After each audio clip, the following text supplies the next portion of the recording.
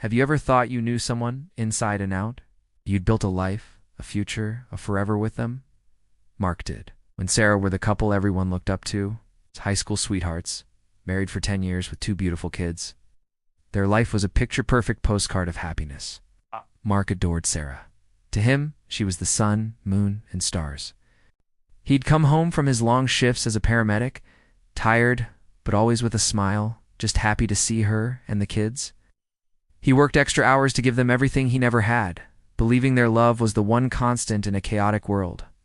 But lately something felt off. Sarah was distant, her phone always glued to her hand, angled away from him. She started having girls' nights more often, coming home late with vague stories and a scent that wasn't her usual perfume. Mark tried to brush it off.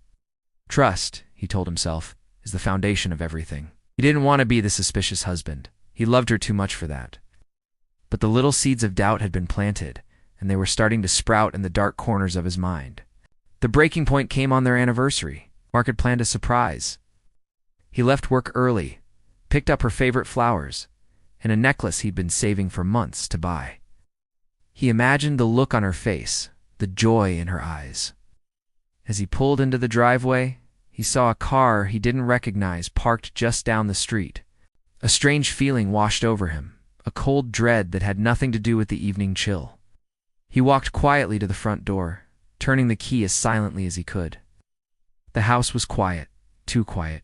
The kids were at his mother's for the night. He called out Sarah. "Honey, I'm home early." No answer. He walked through the living room, the flowers and gift box feeling heavy in his hands. He heard a noise from the bedroom, a muffled laugh. It wasn't Sarah's laugh, it was a man's. Mark's heart hammered against his ribs. Every instinct screamed at him to turn around, to leave, to pretend he hadn't heard a thing. But he couldn't. He had to know. He pushed the bedroom door open, and there it was.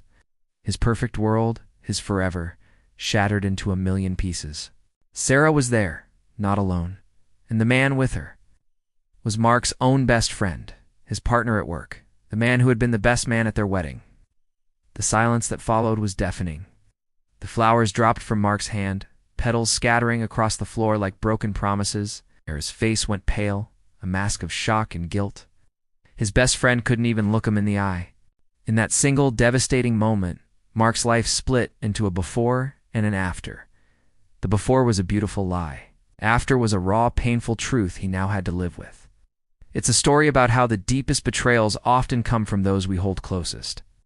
The pain of a broken heart is real, and it can feel overwhelming. If you've ever faced a betrayal that shook your world, know that you are not alone. It's okay to feel broken, but it's crucial to remember that your story doesn't end here. This is a chapter, not the whole book. Healing is a journey, not a destination. It starts with taking that first step, reaching out and allowing yourself to rebuild. If you or someone you know is struggling with the emotional fallout of a situation like this, please seek support. Talking to a therapist or a trusted friend can make all the difference. Your well-being matters more than anything. Thank you for listening. Remember to take care of yourselves and each other. Subscribe for more stories that explore the complexities of life and relationships.